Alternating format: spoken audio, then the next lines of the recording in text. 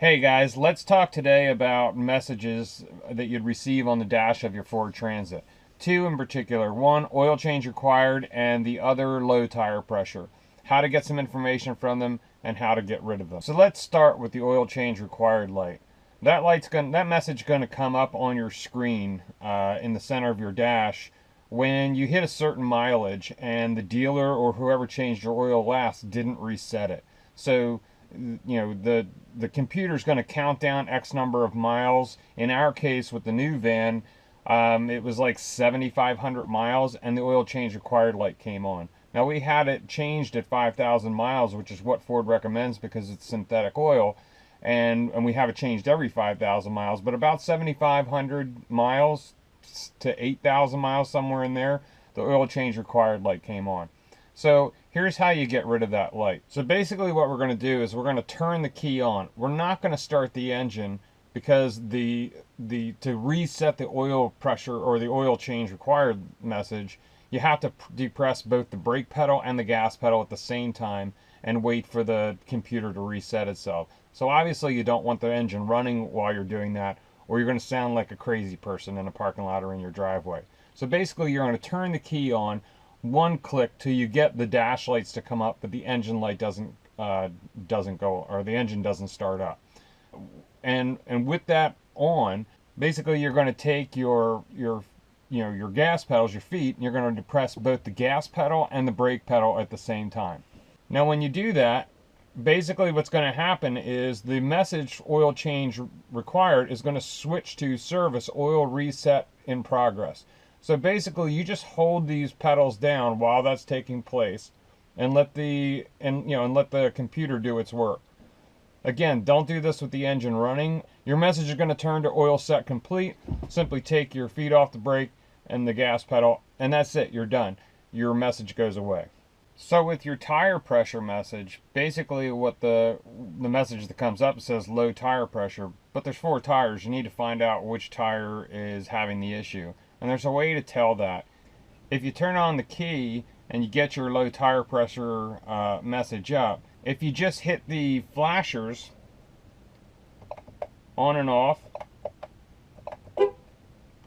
basically what happens is you hear the horn beep on the car and it tells you I need to train the left front tire. So basically what it's telling me is I have an issue with the left front tire.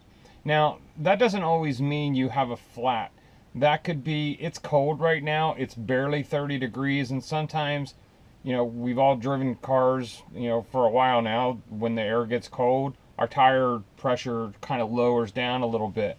And with the van, we had a snowstorm recently that there was a lot of snow packed up inside the tires, and that could have caused an issue as well. So basically, when it says I need to train the left front tire, basically what that, I check my pressures are good, and what I need to do is simply just get that to turn off.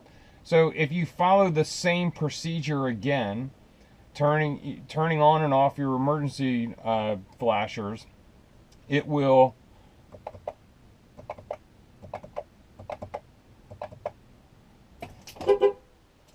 and when I turn the key off, basically to reset it, the horn beeps twice as I'm turning the key off this time. That's resetting the message. So the first time when you get the message, it's going to say low tire pressure. You need to find out which one. Turn your key on. You don't have to turn the engine all the way on. You can just turn the key over one click, get the dash lights to light up. Click on and off your emergency flashers 4 times. You'll hear the horn beep and the message will change, and it'll tell you which tire you're having an issue with. Deal with that issue, or if there is no issue, you take your pressures, everything's fine. Simply with that message on the screen, now redo your emergency flashers on and off 4 more times. Turn the key off. When you turn the key off, the horn will beep twice. That's resetting the computer. Now, quick tip, sometimes when you start your car back up, that message for low tire pressure may come back again. On occasion, you need to do it more than one time. What I have found is if I just let it there, I've had this happen on the van twice now, and I did it 2 or 3 times the first time. It didn't go away, and I thought, well, all right, I guess when next time it goes in for service, I'll have them look at it. But what I found is, after 2 or 3 times of starting the van, taking it for a drive, starting the van, taking it for a drive, probably 2 or 3 times later, I started up the van, the message was gone and everything was fine. So I hope this video was a little helpful for you. Sometimes when those error, or not, I keep calling them error codes, but sometimes those messages come up. They can look scary at first. Not all of them are. The oil change required simply means oil change. If you had a serious oil issue in your car, generally you're going to see the engine light come on. You're going to see other error codes present themselves. It's not just going to say, hey, oil change required. So when you see that, don't go into panic mode. It basically means your dealer or whoever changed your oil before, they simply didn't reset the counter. Go in as the instructions and just reset it. Low tire pressure doesn't necessarily mean you have a flat coming up, or just come off the road, check to see what tire it is and what the issue is. Sometimes it could just be cold weather. I've had it happen actually once.